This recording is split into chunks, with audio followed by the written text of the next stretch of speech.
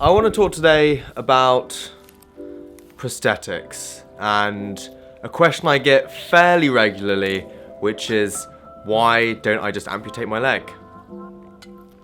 Let's roll the intro.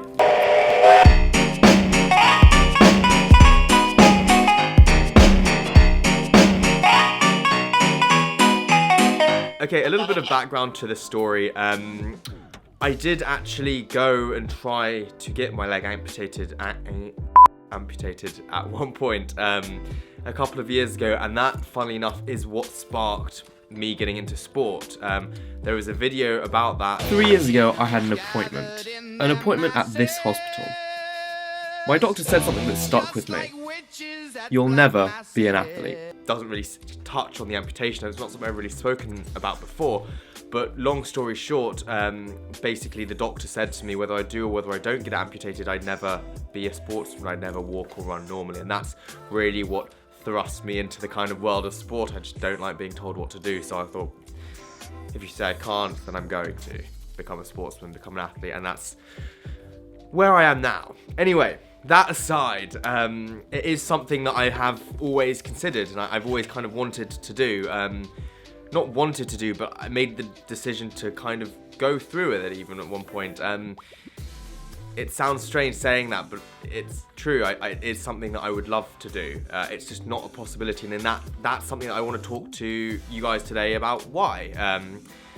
And so I want to cover a couple of points first. The first point of which, the first couple of points, is why I would like to get it chopped off, because it's a big decision to make, to amputate your own leg. A lot of amputations that happen, they're usually, after an accident or after this or that, so they're more of a necessity. You don't usually make the decision to actually amputate a lot of the time. Sometimes you do, but yeah. Either way, the way that they describe it is it's almost akin to losing a loved one, kind of the emotional side of actually cutting or going through an amputation and losing a part of yourself apparently it's fairly similar to that emotionally, which is a weird one. And at the time when I was making it, as part of the reason actually I actually got into YouTube videos. Gosh, there's a lot of this really leads back to that moment. Is because I started making videos of me filming myself in the car. I had a GoPro, just driving around London talking, because I didn't really know how to make that decision, and I didn't have really anyone to talk to, so I thought, let me just make a diary of the whole thing. And here we are. Guys, I've just gone back through every single memory card and hard drive that I've ever had since day one, and I've found the actual footage of me driving around with a GoPro strapped to my head, talking about how I felt about getting my leg amputated. This is previously completely unseen footage. It's literally never seen the light of day. I've not even watched it back. No one has ever seen this. So, I mean, I'm not going to share much of it with you. I just want to show you guys that I found it. I was quite pleased with myself that I found it.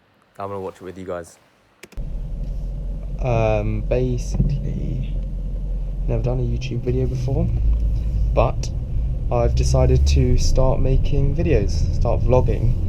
And the reason for this is that I've got a big decision to make in the next couple of months, year kind of time, which is that I've potentially got to have my leg amputated below the knee.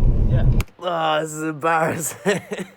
So, reason one on why I want to get amputated, it gets in the way. It just gets in the way all the time. I don't use it and I can't straighten it, getting in and out of the car, when I fence, putting it in the chair, standing up, generally like squeezing into small spaces. It's not that easy to maneuver because I can't stretch it and straighten it like normal people can. So it gets in the way, and it gets bumped a lot, and it's quite painful when it does get bumped. Another reason is it's quite painful. My foot in particular, I know the whole thing is quite painful, but and that's not to say that a lot of people I know, they do suffer with nerve pain and also phantom pain. So it's not to say that this would completely cure the pain, but one thing that I do suffer from is when, for example, I use shoes or different types of things like that, or have my foot stuck in a certain way, the pressure on my foot actually hurts quite a lot. So I guess that's something that would get taken care of with an amputation. It also makes shoe shopping a complete nightmare because, see my other video, my left foot is a lot bigger than my right foot and a lot shorter but fatter. My right foot is a little bit bigger than my left foot, and at the same time slightly fatter. Now, if I put this spaghetti on top of these two oranges for a sort of impromptu limbo, my right foot knocks it off here, and my left foot knocks it off about here. That's science. I mean, you can't really argue with that, can you? Apart from that, it's just pretty much useless. It's not anything that bad to do with it. It's just I don't really use it. It really serves no purpose other than just to be there. And so it's something that I wouldn't miss that much, I think, in terms of what it offers me. It doesn't really do anything, it doesn't serve a purpose in my life. So that's part of the reason why I came to the decision to try and amputate it. I also think that a prosthetic would be pretty cool. I think they look quite badass. I would get a cool one, I get a blade, I could go running. Another reason, apart from all the reasons I want it off, part of the reason why I would love to have a prosthetic is because I might be able to walk on it again. I know a lot of people who have through the knee amputations and they can walk. They run on blades, and it could open up a bunch of new things to me. Again, that's not for certain, it's just potentially something that might be able to happen. It's impossible to say at the moment because I have the problem, my conditions throughout my entire leg, and thus it could still be very swollen and painful after the amputation. Leading me on to the next point, which is my condition, and this kind of is part of the reason as to why I couldn't actually get amputated and why I'm stuck with it. I have a condition called KT syndrome. A lot of you guys probably know that already from seeing my other videos, but what that means is that I have an extravascular system in my left leg. So it only affects my left leg, but basically along with all the normal veins and arteries, I have another system, loads more, double it basically, than what you guys would have. Meaning there are loads more veins and a couple more arteries and loads of potential to when I was a kid and I would cut myself as kids do, in the playground, or bump myself, my leg would literally squirt blood, like that. That's how much blood there is in my leg. It would like that. There's an amazing trick I used to play on new nannies and people like that, and teachers who didn't know that. When it started happening, they'd be like, "Oh my god!" I'd be like, "Oh!" I'd freak out, and then I'd be like, they would freak out. I'd be screaming, they'd be screaming, and then I'd be like, "It's okay. It's empty your tissue. It's fine." It was quite funny. I was a terrible kid.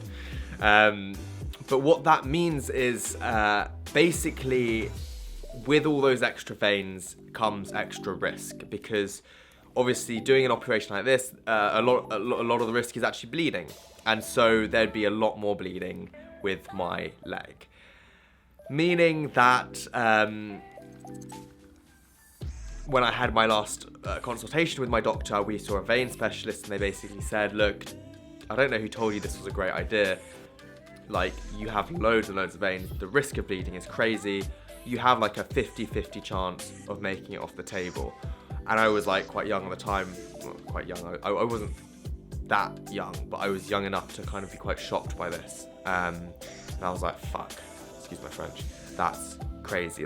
Imagine flipping a coin, being heads you live, tails you don't. And I guess I essentially weighed up that risk and what was the benefit for me, being able to maybe run again, being able to maybe walk on a blade, maybe it'd be less painful, maybe it wouldn't, be a bit more convenient in terms of accessibility and it not getting in the way. But what am I really gaining? They're all a bunch of maybes, and the potential risk, making 50% making it off, I was just it's not worth the risk. The potential benefit for me does not outweigh the risk. So I made the decision not to do it, and I've lived with it since.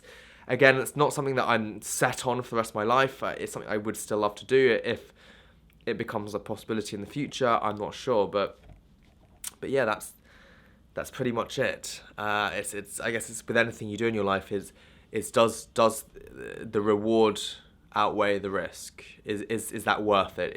Is the juice worth the squeeze? And in this case, the squeeze definitely wasn't worth the juice.